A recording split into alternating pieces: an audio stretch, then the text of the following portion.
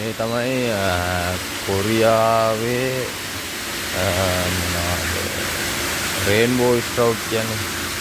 ඒකට සොන්ගෝ කියලා තමයි මේ කට්ටියට කියන්නේ. මේ නම් පැටවු.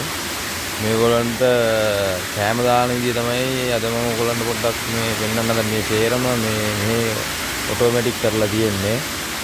ඒ කියන්නේ ඔක්කොම මැෂින් වලින් තමයි කැම වදින්නේ. මේවට උඩින් ඒ කියන්නේ මේ බටහරා ඔක්කොම කැම ඔක්කොම ඉන්න සප්ලයි එක දීලා තියෙන්නේ. මේක ඇතුළට වෙන්න මේ හරියෙන් වගේ සෙන්සර් එකක් තියෙනවා.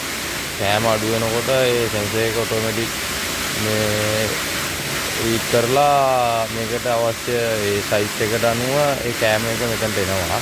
ඒව මම පස්සේ ඔයගලන්ට දෙන්නම්.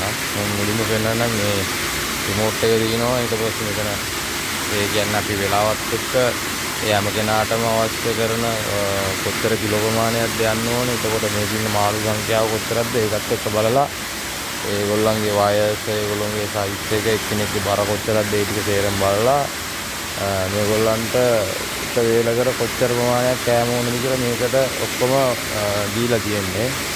ඒගොල්ලන්ට පේනවද දන්නේ නැහැ. දැන් මෙතන කිලෝ 3මාරක් වගේ කිලෝ 3මාරක් පෙන්නනවා. එතකොට ඒ කිලෝ 3මාරයි දෙකයි මෙතනින් රිමෝට් එකෙන් අපි ඔකේ ඉන්නවා. ඒ කිලෝ 3මාර දෙකෙන් පත්තර වලින්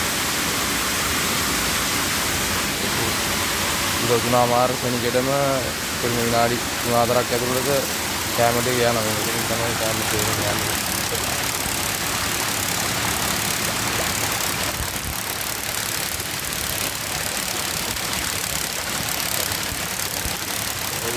ඒ විදිහට තමයි කැම ටික කියන්නේ. එතකොට මේක තමයි ඒගොල්ලන්ට කැම හම්බ වෙන්නේ.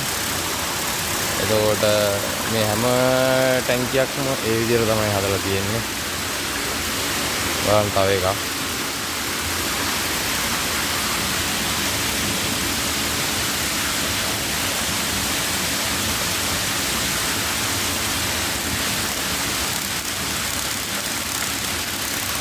මේ කෑම වල කොච්චර දුර ප්‍රමාණයක් මේ කෑම විසි වෙන්න ඕනද?